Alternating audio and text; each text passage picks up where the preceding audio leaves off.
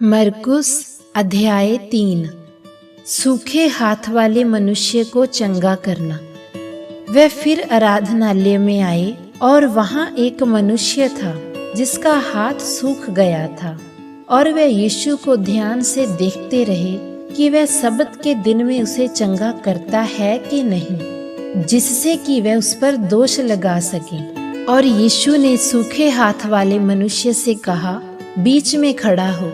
और यीशु ने उनसे कहा, क्या सब्त के दिन भला करना विधि सम्मत है या बुरा करना, जीवन को बचाना या मार डालना? परंतु वे चुप रहे। और जब उसने उनके हृदय की कठोरता से उदास होकर उनको क्रोध से चारों ओर देखा और उस मनुष्य से कहा, अपना हाथ बढ़ा। और उसने बढ़ाया और उसका हाथ अच्छा हो गया। तब फरीसी बाहर जाकर तुरंत हेरोदियों के साथ उसके विरुद्ध सम्मति करने लगे कि उसे किस प्रकार नाश करें। भीड़ का यीशु के पीछे हो लेना। परंतु यीशु अपने चेलों के साथ वहां से निकलकर समुद्र की ओर चला गया, और गलील से एक बड़ी भीड़ उसके पीछे हो ली, और यहूदिया से और यरूशलेम से और इदूमिया से और यरदन के पार और सूर और सैदा के आसपास से एक विशाल भीड़ ये सुनकर कि वह कैसे अचंभे काम करता है उसके पास आई। और उसने अपने चेलों से कहा, विशाल भीड़ के कारण एक छोटी नाव मेरे लिए तैयार रहे कि वह मुझे दबा न सके।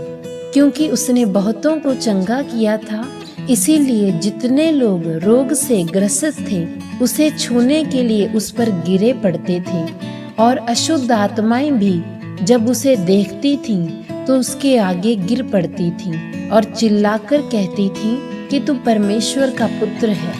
और उसने उन्हें कठोरता से चिताया कि मुझे प्रकट ना करना। 12 प्रेरितों की नियुक्ति।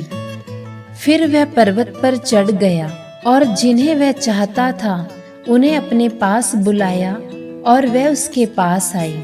और उसने 12 पुरुषों को नियुक्त किया जिन्हें उसने प्रेरितों नाम दिया, जिससे कि वह उसके साथ साथ रहें और वह उन्हें भेजे कि प्रचार करें और बीमारों को चंगा करने और दुष्ट आत्माओं को निकालने की सामर्थ्य रखें। और वह ये हैं, शमौन जिसका उपनाम उसने पतरस रखा, और जब्दी का पुत्र याकूब, और याकूब का भाई यूहन्ना जिनका उपनाम उसने बुअनर्गिस रखा, अर्थात गर्जन के पुत्र, और अंद्रियास और फिलिपुस और बरतुल्मै और मती और थोमा और हल्फई का पुत्र याकूब और तद्दै और शमौन कनानी और यहूदा इस्करियोती जिसने उसे धोखे से पकड़वा भी दिया। यीशु और बालजबूल। और वे एक घर में आए और ऐसी भीड़ इकट्ठी हो गई जिससे कि वह ठीक से रोटी भी ना खा सके। और जब उसके कुटुंबियों ने ये सुना तो उसे पकड़ने के लिए निकले, क्योंकि उन्होंने कहा उसका चित्त ठिकाने नहीं है। और शास्त्री जो यरूशलेम से आए थे वे कहते थे कि उसमें बालजबूल यानी शैतान समाया है, और वह दुष्ट आत्माओं के हाकिम की सहायता से दुष्ट आत्माओं को निकालता है। और उसने उन्हें अपने पास बुलाया और उनसे दृष्टांतों में कहने लगा, शैतान कैसे शैतान को निकाल सकता है? और यदि किसी राज्य में फूट पड़े तो वह राज्य कैसे स्थिर रह सकता है? और यदि किसी घर में फूट पड़े तो वह घर कैसे स्थिर रह सकेगा? और यदि शैतान अपने ही विरुद्ध उठ खड़ा हो और अपने में फूट डाले तो वह कैसे स्थिर रह सकता है? उसका तो अंत हो जाता है। कोई मनुष्य किसी बलवान के घर में घुसकर उसका माल लूट नहीं सकता जब तक कि वह पहले उस बलवान को बांध ना ले, और तब उसके घर को लूट लेगा। मैं तुमसे सच कहता हूँ कि मनुष्यों की संतान के सब पाप और निंदाएं जो वे करते हैं क्षमा की जाएंगी, परंतु जो कोई पवित्र आत्मा के विरुद्ध निंदा करे वह कभी भी क्षमा ना किया जाएगा, परंतु वह अनंत पाप का अपराधी ठहरता है, क्योंकि उन्होंने कहा था उसमें अशुद्ध आत्मा है। यीशु की माता और भाई। और उसकी माता और उसके भाई आए और बाहर खड़े होकर उसे बुलवा भेजा।